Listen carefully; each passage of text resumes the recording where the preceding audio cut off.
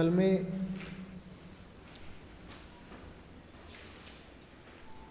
Waking state हो, sleeping यानी कि ड्रीमिंग स्टेट हो, या डीप स्लीप की स्टेट हो, होती ये तीनों ही डुअलिस्टिक स्टेट्स हैं।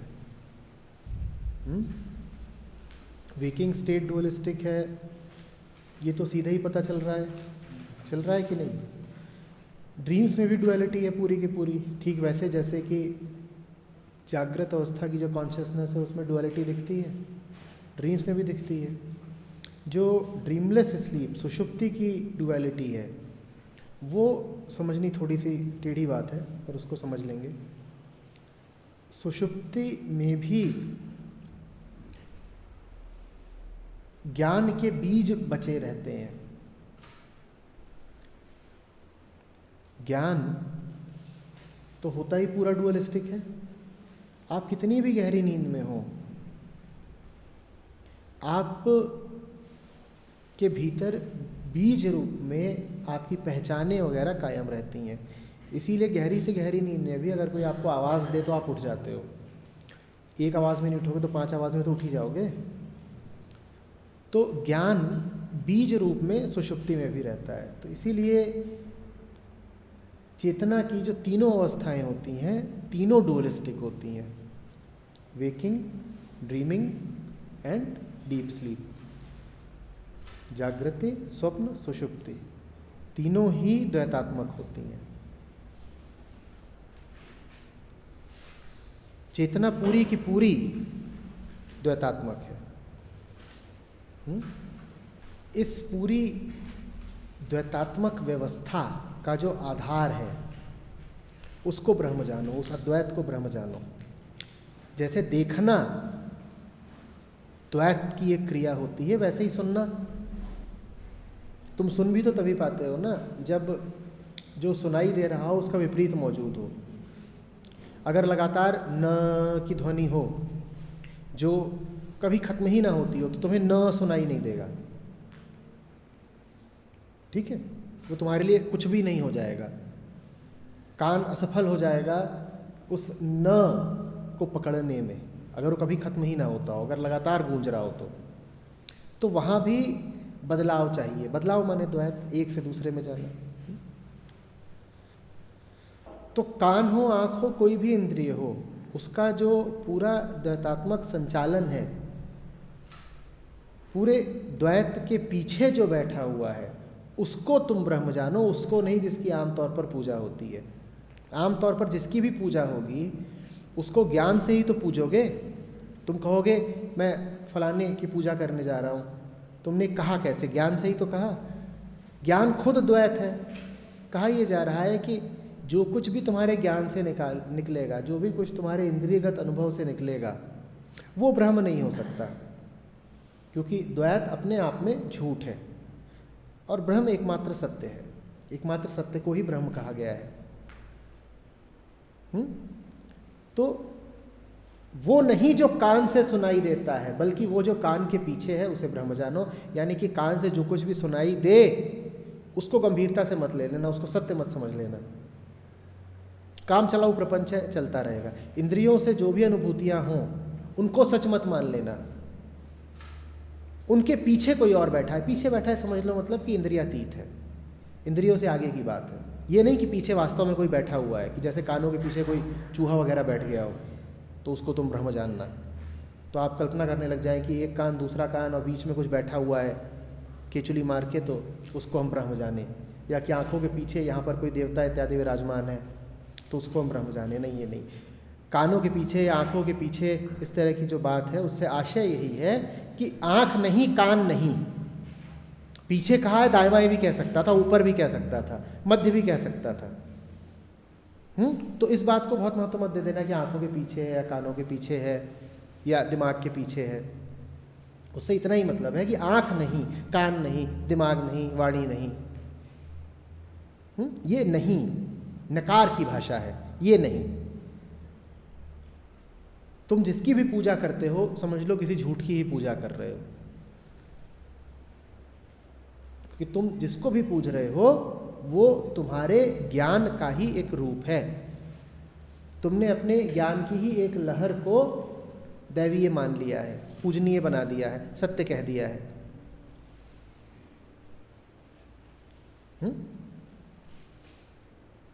इससे ही समझ जाओ कि ये हमेशा ही होता रहा है कि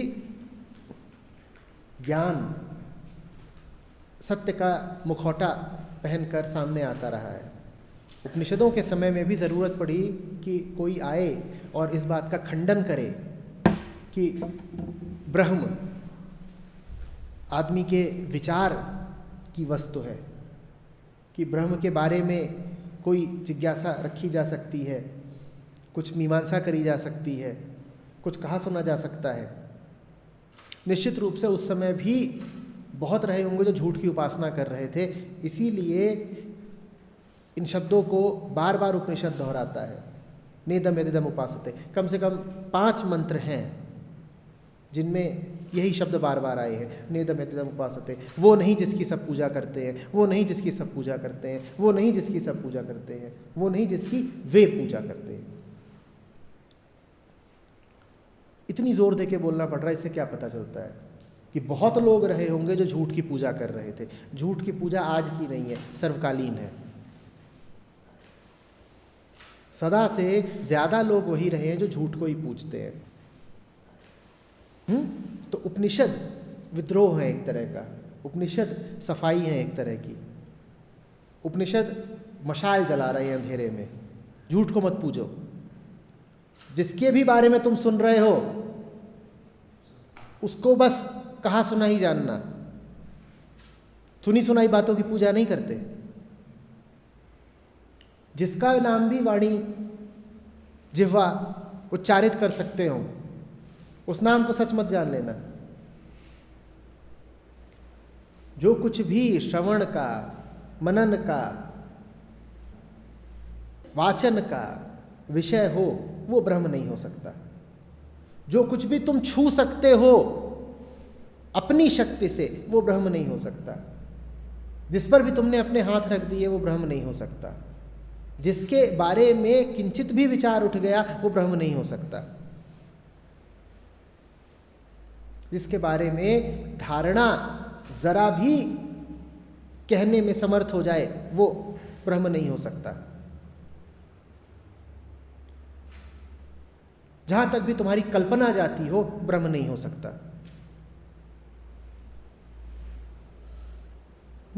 लेकिन हमें अच्छा लगता है, हमें अपनी कल्पनाओं को ही पूजना अच्छा लगता है। क्यों? क्योंकि जब तुम कल्पना को पूज रहे होते हो तो तुम परोक्ष रूप से कल्पनाकार को पूज रहे होते हो। जब भी अहंकार कृत किसी भी वस्तु, विचार या छवि की पूजा होती है, वास्तव में पूजा अहंकार की ही हो जाती है। अहंकार प्रसन्न, मैंने बनाया और मैंने इतना सुंदर और इतना अद्भुत और इतना विशाल बनाया कि वो पूजा के काबिल है। तो पूजा तो मूर्ति की हुई, प्रसन्न कौन हो रहा है? मूर्तिकार। जब भी कभी तुम कविता की प्रशंसा करते हो, पीछे से फूल के कुप्पा कौन हो रहा होता है? कवि। तो अहंकार इसी प्रशंसा का, इसी अनुमोदन का, इसी नमन का भूखा है। सीधे सीधे तो उसे कोई पूजने आएगा नहीं। अहंकार खुद प्रतिष्ठापित होकर खड़ा हो जाए देवालय में कि आओ मेरी पूजा करो, मेरे चरणों पे सर रख दो, तो तुम कहोगे छी, अब अहंकार की पूजा करेंगे क्या? तो अहंकार एक दूसरा रास्ता खोजता है। वो कहता है ठीक है, मैं देवताओं की मूर्तियां बनाऊंगा, मैं दैवीता के बारे में किस्से गढ़ूंगा, मैं ब्रह्म के बारे में बातें बनाऊंगा। उनको तो पूजोगे ना। मैं तुम्हें एक अद्भुत कल्पना लोक में ले जाऊंगा, मैं तुमसे बताऊंगा ऐसा स्वर्ग होता है, वहाँ ऐसा परमपिता विराजमान है, ऐसे ऐसे करके उसने लोकों की रचना करी है, ऐसी उसकी अद्भुत शक्तियाँ हैं, ऐसे वो तुम्हें वरदान दे सकता है, ऐसा वो तुम्हें नुकसान पहुँचा सकता है। अब तो उसे पूजोगे ना। और जहाँ तुमने मन द्वारा रचित किसी भी देवता को पूजा, वहां तुमने किसको पूजा? मन को ही पूज लिया। यही तो वो चाहता था। वो तो हमेशा रहता ही स्वीकृति की तलाश में है। कोई आए और कह दे वाह क्या बात है,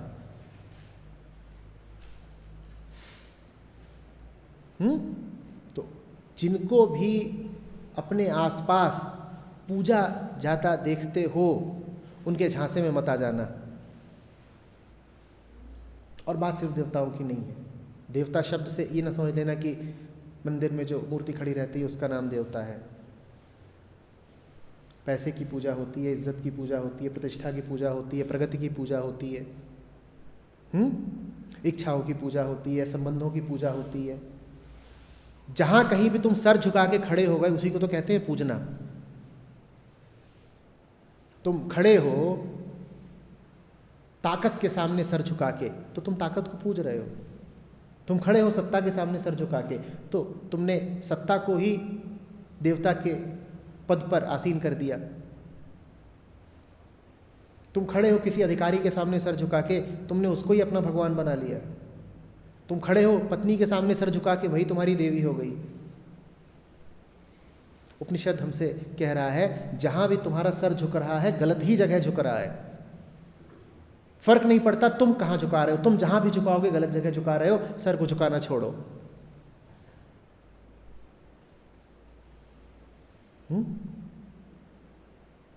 जितनी भी हस्तियों की हमने बात की वो सब इंद्रियों का विषय है। ताकत का अनुभव होता है। अधिकारी हो कि पति हो कि पत्नी हो कि सत्ताधारी हो, ये सब दिखाई देते हैं। पद प्रतिष्ठा ये सब मनोगत इंद्रियगत अनुभव की चीजें हैं। पैसा तो जो सुख देता है वो मानसिक है ही। ये सब वही हैं जो कानों से, आंखों से, स्मृति से, त्वचा से तुम में प्रवेश करते हैं। इनके सामने झुकना नहीं है। इनको वो ओहदा नहीं देना है जो प्रथम के लिए आरक्षित होना चाहिए।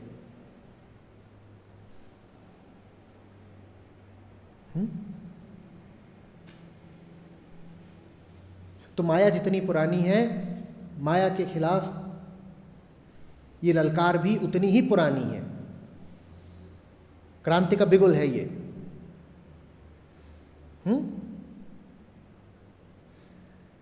अब ललकारा तो गया है तुम्हें, तुम उत्तर दोगे या नहीं तुम्हारे ऊपर है।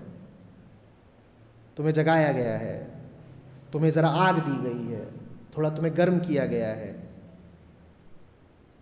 खून तुम्हारा तब भी ठंडा ही पड़ा रहे, तुम्हारे ऊपर है।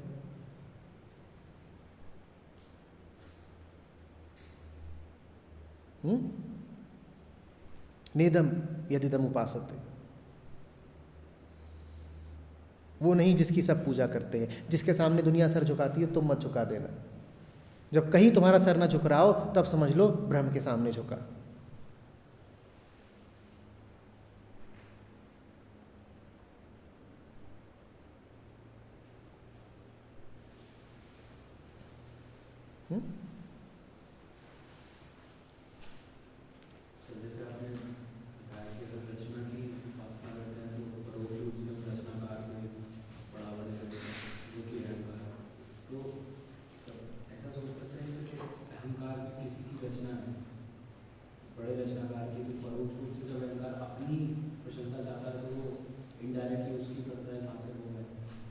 हाँ वो तो है, पर उसके लिए विनम्रता होनी चाहिए ना, कि मैं कहूँ कि मैं तो उसके हाथों की कठपुतली हूँ, मेरी क्या तारीफ करते हो। अहंकार वैसा नहीं है। अहंकार तक प्रशंसा पहुंचाओगे वो उसे अपनी जेब में रख लेगा। अहंकार तक लिफाफा पहुंचाओगे उसको अपना समझ लेगा। वो दूत नहीं बनता, वो डाकिया नहीं बनना चाहता कि जिसके लिए चिट्ठी है उस तक पहुंचा दे। अहंकार वो पुजारी है जो देवता का प्रसाद खुद चट कर जाए।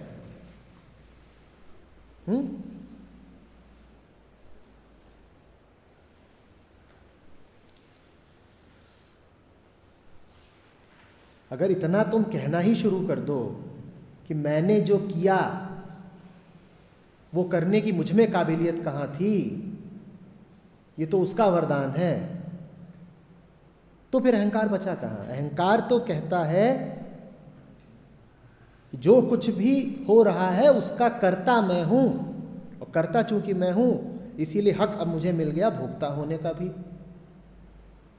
मैंने करा तो अब तारीफ भी मैं भोगूंगा।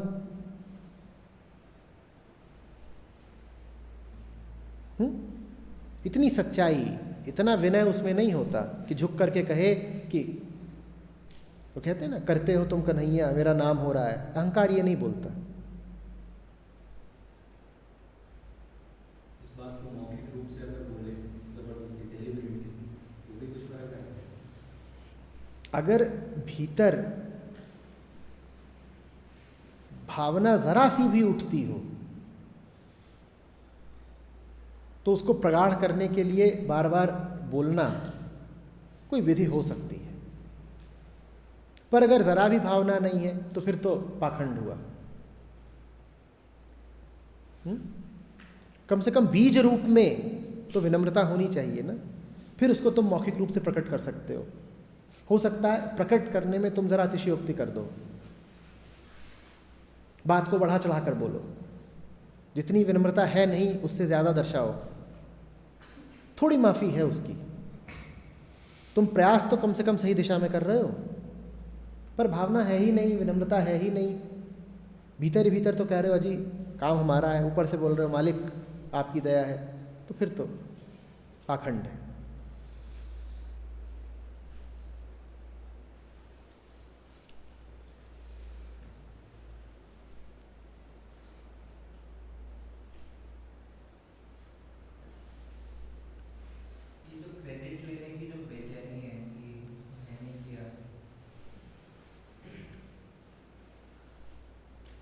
वो इसलिए है क्योंकि तुम बहुत डरे हुए हो,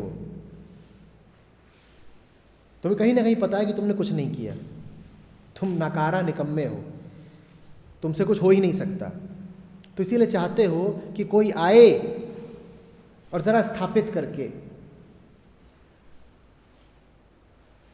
चला जाए कि तुम भी कुछ कर सकते हो, कि तुम में भी कुछ दम है।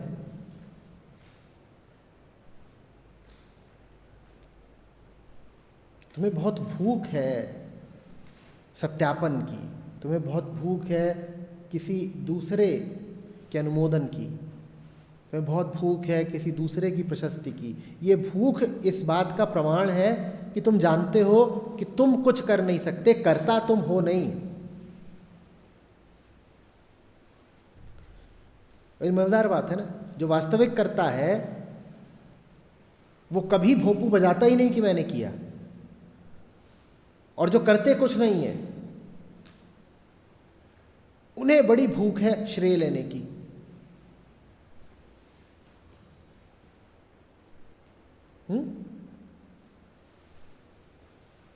जिस दिन तुम वास्तव में कर्ता हो गए उस दिन दो घटनाएं घटेंगी साथ साथ। पहली बात, वास्तविक कर्ता तुम तभी हो सकते हो जब तुम वास्तविक कर्ता से एक हो जाओ,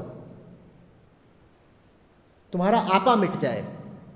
जो वास्तव में करता है जा करके उसके कदमों पे लौट जाओ, उसके साथ एक होने से अब तुम भी वास्तविक कर्ता हो गए। तो तुम ये कहना छोड़ोगे कि मैं करता हूं। अब तुम हो वास्तव में करता और तुम कह रहे हो नहीं साहब मैं तो नहीं हूं,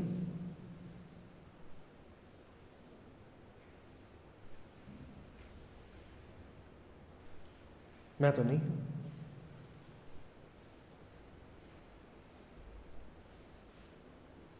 मैंने तो नहीं किया। और दूसरा, करना अब तुम्हारे लिए श्रम नहीं रह जाएगा।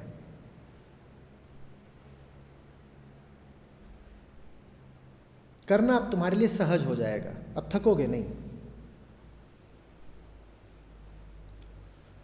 थकान बड़ा संकेत है। अगर थक रहे हो तो समझ लेना कि कर्ता भाव को ढो रहे हो, तुम अभी वास्तविक कर्ता नहीं हो। तुमने वो कपड़े पहन लिए जो तुम्हारे हैं नहीं, तुमने ऐसा बोझ उठा लिया है जिसके तुम अधिकारी नहीं हो, तुमने वो ताज अपने सर पे रख लिया है जो तुम्हारे सर के लिए है ही नहीं।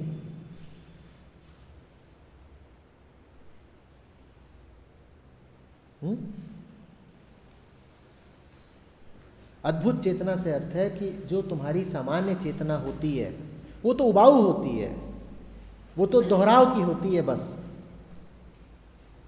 वो तो एक नकल की रटी रटाई चीज हुई होती है। तुमने बाहर से कुछ लिया, वही तुम्हारी चेतना की सामग्री बन गया। अद्भुत चेतना का अर्थ हुआ ऐसी चेतना इसमें कुछ मौलिकता है, ऐसी चेतना जो अब मूल के संपर्क में आ गई है।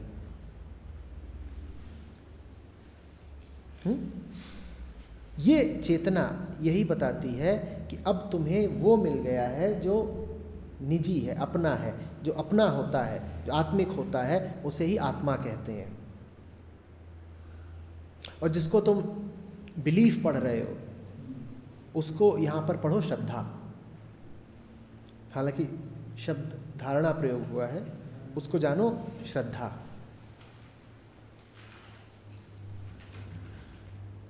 श्रद्धा को धारण करना। इसमें जो श्लोक में है कि here in salvation after destroying sinful and holy activities, पाप और पुण्य कर्म दोनों को खत्म करते हैं। पाप कोई करता है, पुण्य भी कोई अर्जित करता है। पाप और पुण्य खत्म करने का मतलब हुआ उसको हटाना जो पाप पुण्य का भेद करता है। कोई बैठा होता है ना जो कह रहा होता है ये पाप है ये पुण्य है। कोई तो होता है जो दोनों का निर्णेता बना बैठा है, उसको हटा दो। जब वो हटेगा तभी पाप पुण्य हटेंगे। वो हट गया तो मुक्त हो गए। अब पाप से भी मुक्त हो, पुण्य से भी मुक्त हो। आध्यात्मिकता पाप भर से मुक्त होने का नाम नहीं है, पुण्य से भी मुक्त होना है। जो कुछ तुम्हें गलत लगता है उसी का निर्मूलन नहीं करना है, जो तुम्हें सही लगता है उससे भी पिंड छुड़ाना है।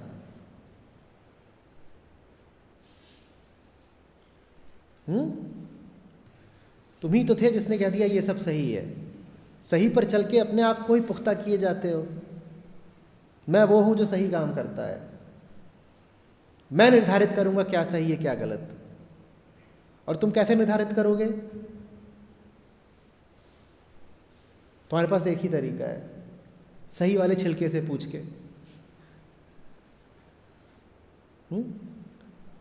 कल की ही भाषा पे वापस आता हूं। हवा चली थी जो तुम्हें बता गई थी कि क्या सही होता है, तुम बार बार उसी झोंके से पूछे जाते हो। वो हिंदू हवा हो सकती है, मुस्लिम हवा हो सकती है, वो मिशनरी स्कूल की हवा हो सकती है, और अलग अलग हवाएं तुम्हें सही की अलग अलग परिभाषा दे जाती हैं। जो तुम्हारे लिए सही होता है वो तुम्हारे पड़ोसी के लिए सही नहीं होता। तुम्हारे लिए भी जो आज सही है वो आज से 10 वर्ष पहले सही नहीं था। तो ये सब सही गलत संयोगों के खेल हैं। योगी वो जो संयोग से आगे बढ़ गया है। योग की परिभाषा ही यही है, संयोग से आगे चले जाने को योग कहते हैं। अब उसके जीवन में जो है वो आकस्मिक नहीं है, वो यूं ही नहीं है, अब उसमें रैंडमनेस नहीं है। अब उसका ऐसा नहीं है कि हवा का झोंका आया और तिनका उड़ा ले गया। अब उसके पास स्थायित्व है, अब उसके पास कुछ अपना है। फिर कह रहा हूं, उसी परम निजता को आत्मा कहते हैं। अब हमें कुछ ऐसा मिला है जो हमें समय ने नहीं दिया, जो अनुभव ने नहीं दिया, किसी प्रभाव ने नहीं दिया, किसी सीख ने, किसी शिक्षा ने नहीं दिया, किसी ग्रंथ ने नहीं दिया, किसी गुरु ने नहीं दिया। अब हमें कुछ ऐसा मिला है जिसका स्रोत हमें पता नहीं, क्योंकि उसका स्रोत ज्ञान से आगे की बात है। पता तो सिर्फ ज्ञान हो सकता है।